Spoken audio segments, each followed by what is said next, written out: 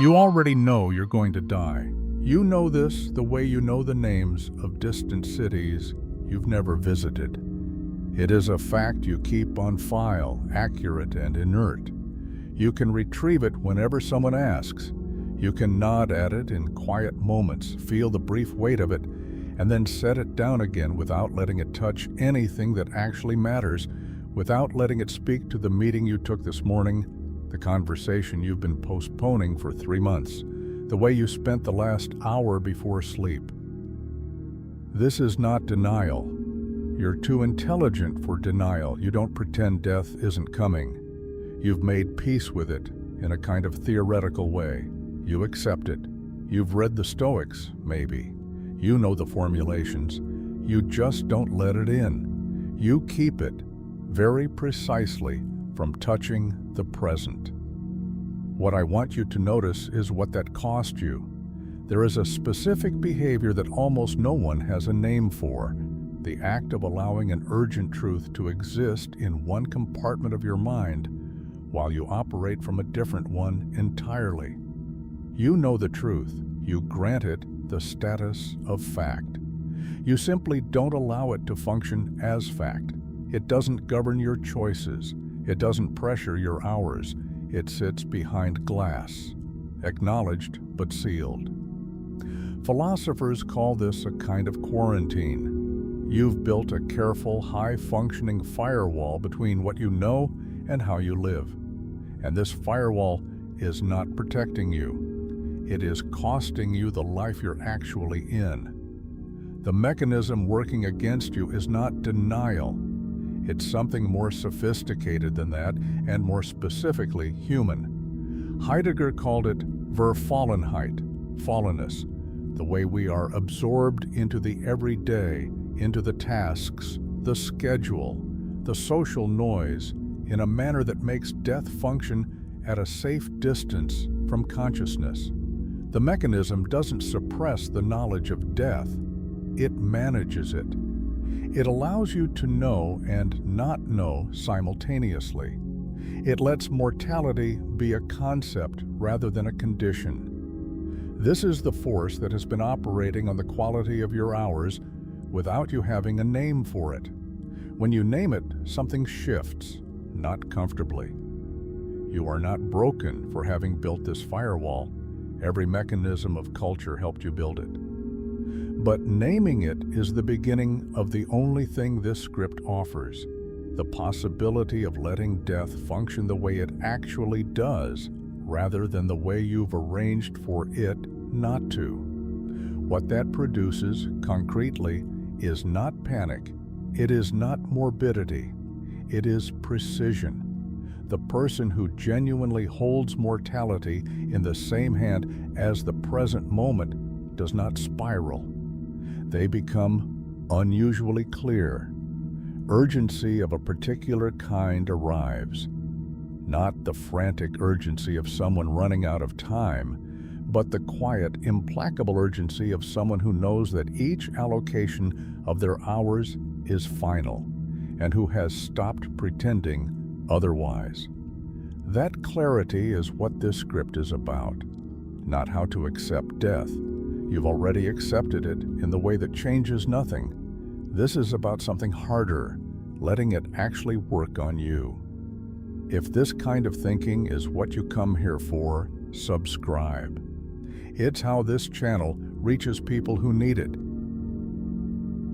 Most people who have built this firewall built it very early. Most people built it because genuine contact with mortality is an enormous psychic event, and most social environments offer no structure for metabolizing it. So the psyche did what it does with enormous things it cannot metabolize. It filed it. It gave it a category, death, my own future, and moved on. The filing was efficient. The problem is that it never got reopened. What has remained filed has been quietly governing you anyway, not because you were thinking about death, but precisely because you weren't. Fromm had a term for the way unlived life accumulates, not in trauma, but in avoidance, the slow necrophilia of the unattempted, the way a life organized around safety from the most uncomfortable truths is a life shrinking in real time, invisibly, behind a face that reports everything is fine. The thing Fromm saw clearly was that the choice to avoid the hardest truths is not neutral. It is not simply leaving something alone. It is a vote cast daily for a smaller and less alive version of yourself. And the quarantine of death is not the only thing quarantined. When you seal off the awareness that your time is finite and real, you tend to seal off with it the urgency that would make your actual preferences audible to you. The question, what do I actually want, becomes very hard to answer at low urgency. It requires the pressure of real stakes. Death is the only stake that is entirely real. Everything else can be revised. Heidegger's word for the relationship most people have with their own mortality was uneigentlich, inauthentic, and it is worth being precise about what he meant. He did not mean dishonest.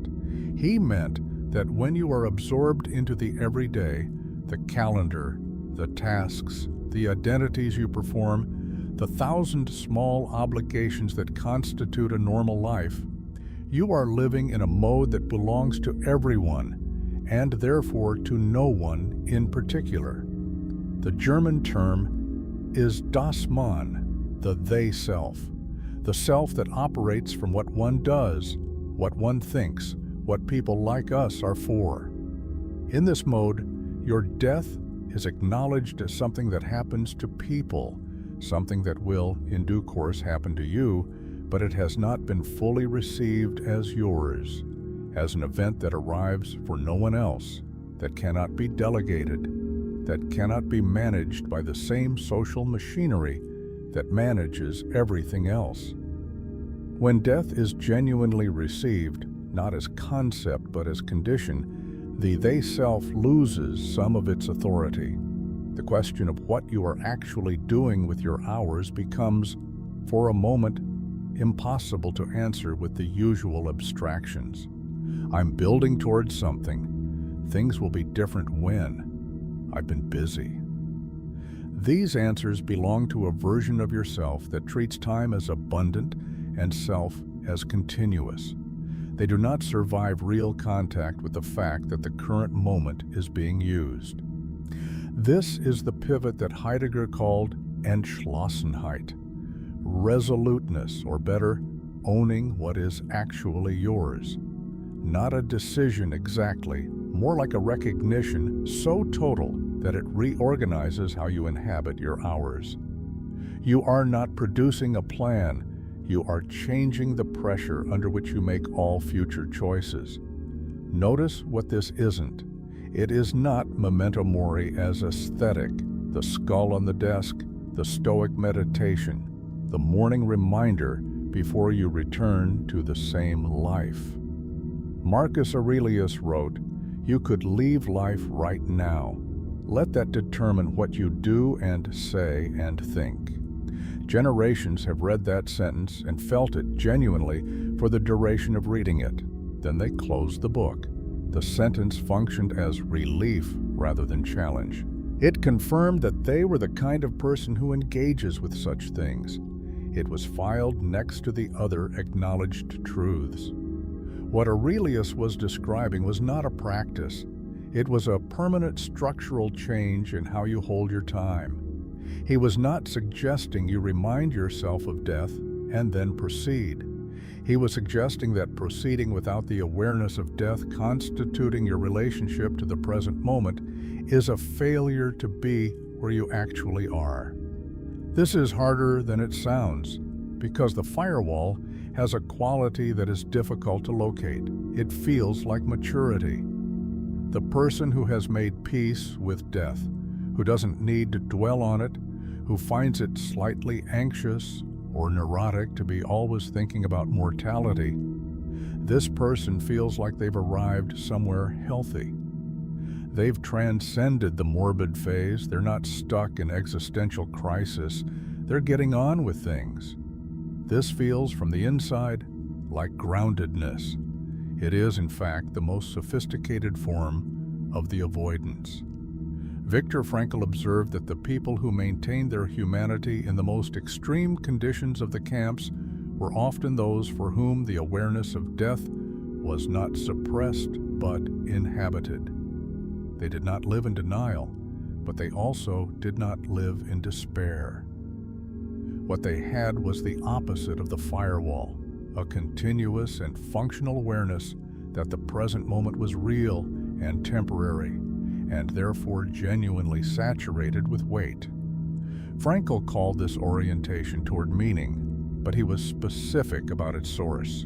Meaning, in his frame, is not found through comfort or through the absence of awareness of one's limits. It is found precisely at the intersection of what you love and what will end. The average person does not suppress this knowledge because they are afraid of suffering.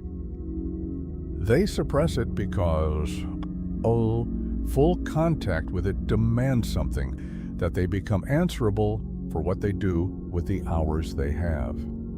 This is the complication. When you let mortality work on you, genuinely, not meditatively, it does not produce a list of things to do differently.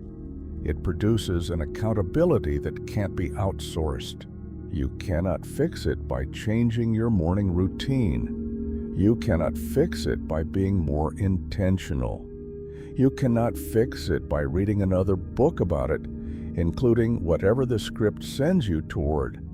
Those are all operations that take place at the surface level, where the firewall is still intact.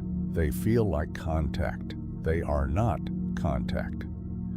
Real contact with mortality produces what Nietzsche would have recognized as the creative discomfort of genuine constraint, the kind of pressure that doesn't give you answers, but makes it impossible to keep accepting the ones you've been using.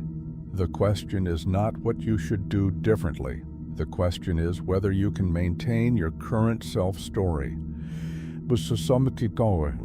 The version of yourself that is always building towards something, always in the process of becoming, always a little behind, but fundamentally on track when you hold that story against the actual record of your hours. Most people cannot, not because they're doing it wrong, but because the story and the record are not the same story.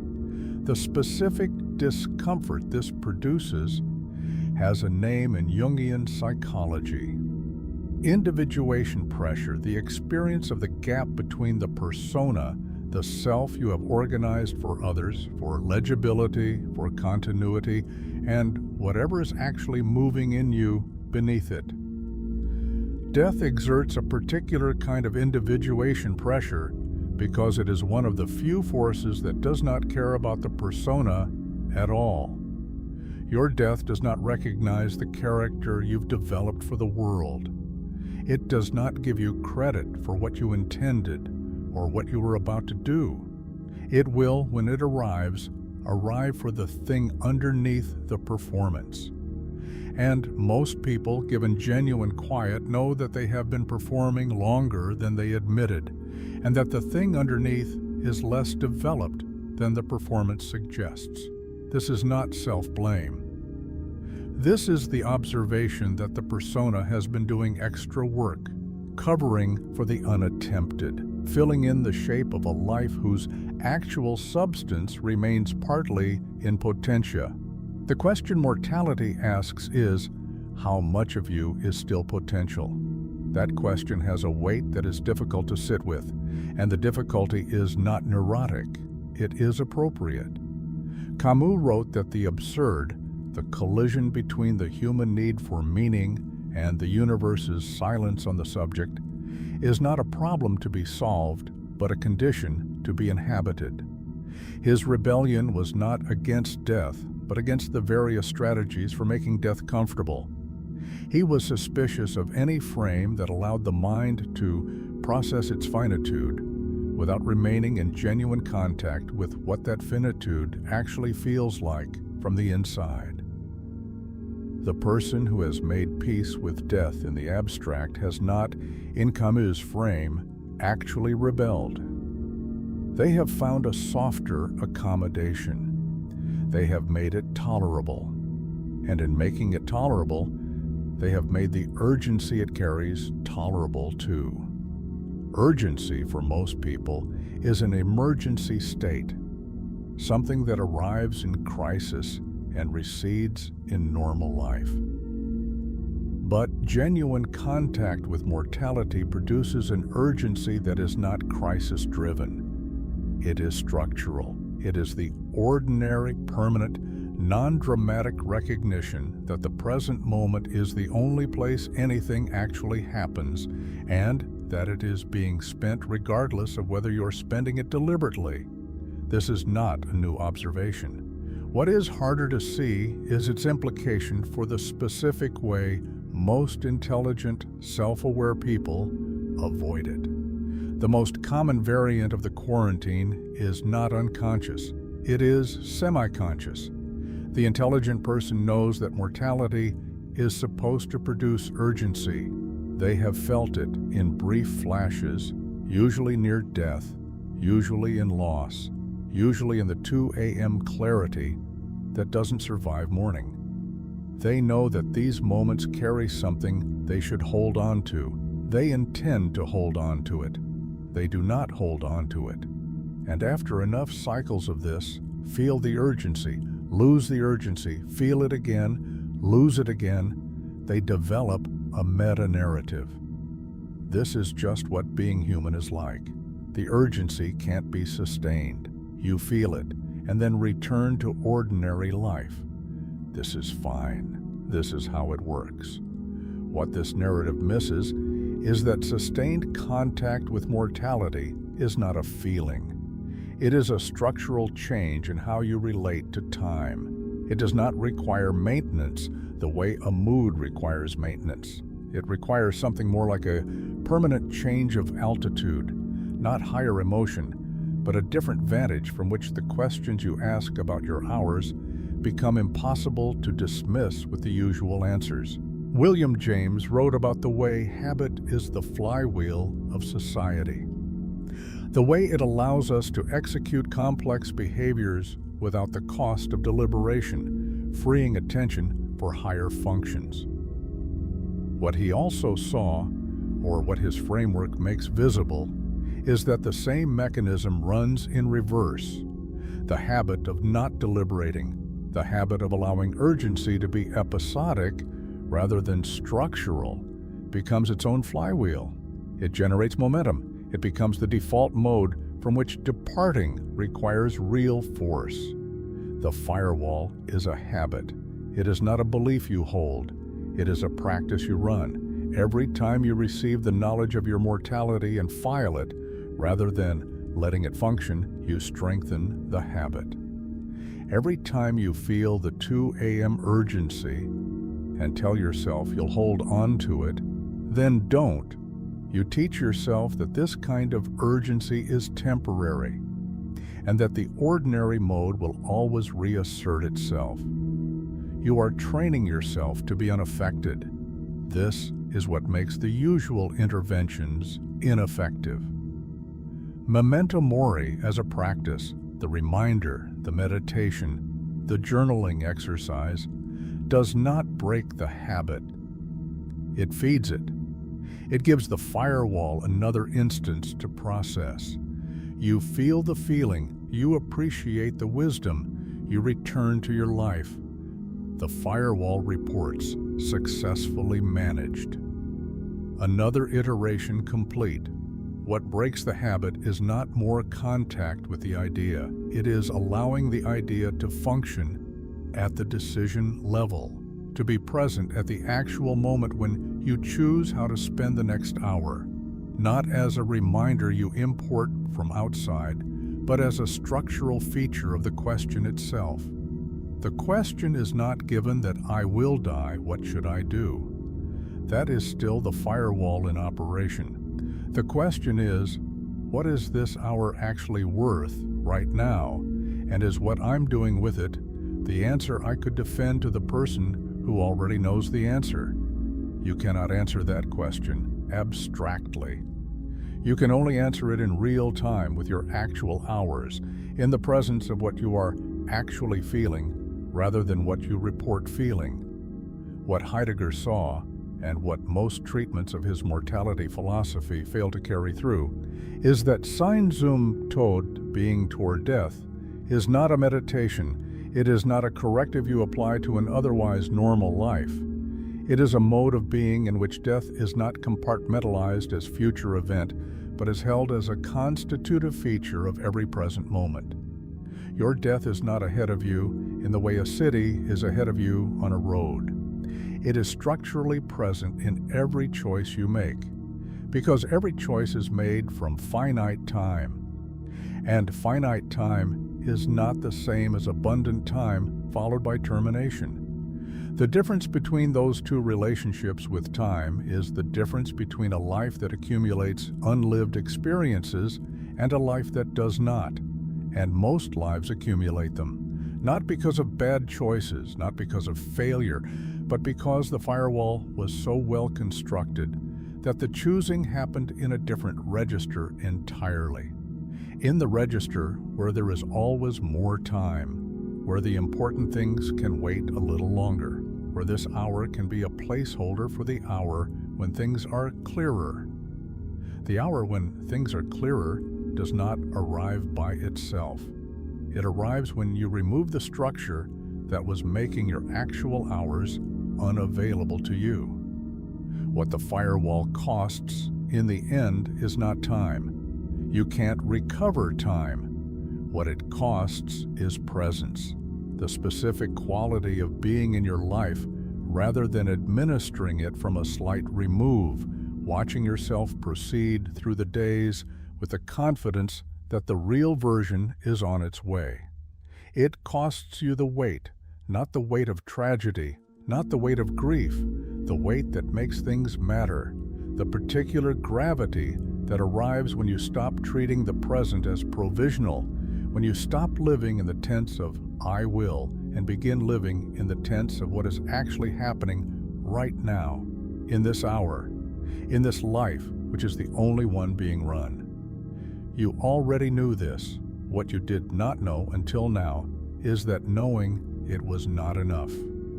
That keeping it in the correct mental drawer was not the same as having it. That the most intelligent, most self-aware version of the avoidance is indistinguishable from maturity, and that the thing you've been calling peace with death has been, in very specific and traceable ways, costing you the urgency you need to be actually inside your own life.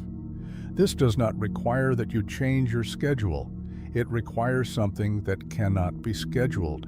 It requires that you stop treating this hour as a step toward the real one.